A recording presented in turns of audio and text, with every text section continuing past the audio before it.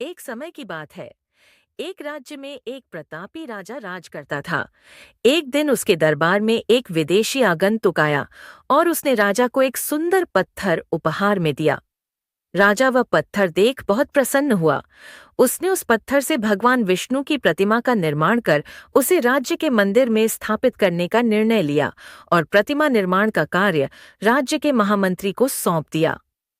महामंत्री गांव के सर्वश्रेष्ठ मूर्तिकार के पास गया और उसे वह पत्थर देते हुए बोला, महाराज, मंदिर में भगवान विष्णु की प्रतिमा स्थापित करना चाहते हैं।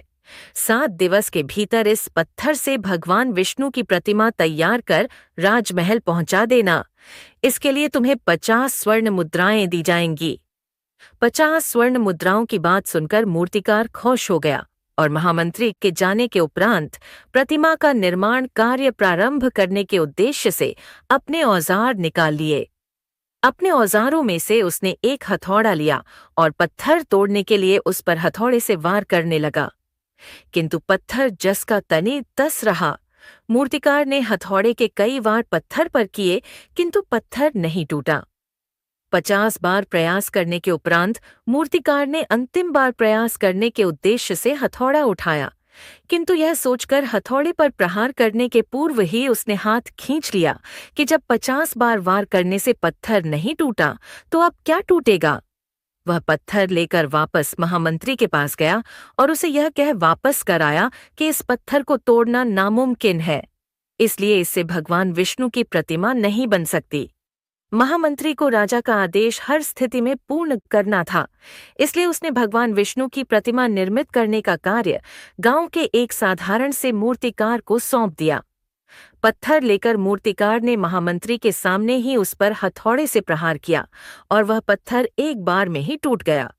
पत्थर टूटने के बाद मूर्तिकार प्रतिमा बनाने में जुट गया। इधर महामंत्री सोचने लगा कि काश पहले मूर्तिकार ने एक अंतिम प्रयास और किया होता तो सफल हो गया होता और 50 स्वर्ण मुद्राओं का हकदार बनता। सीख। मित्रों, हम भी अपने जीवन में ऐसी परिस्थितियों से दो चार होते रहते हैं।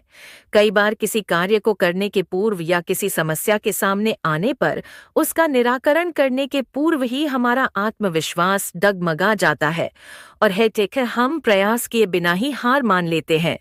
कई बार हम एक दो प्रयास में असफलता मिलने पर आगे प्रयास करना छोड़ देते हैं, जबकि हो सकता है कि कुछ प्रयास और करने पर कार्य पूर्ण हो जाता या समस्या का समाधान हो जाता।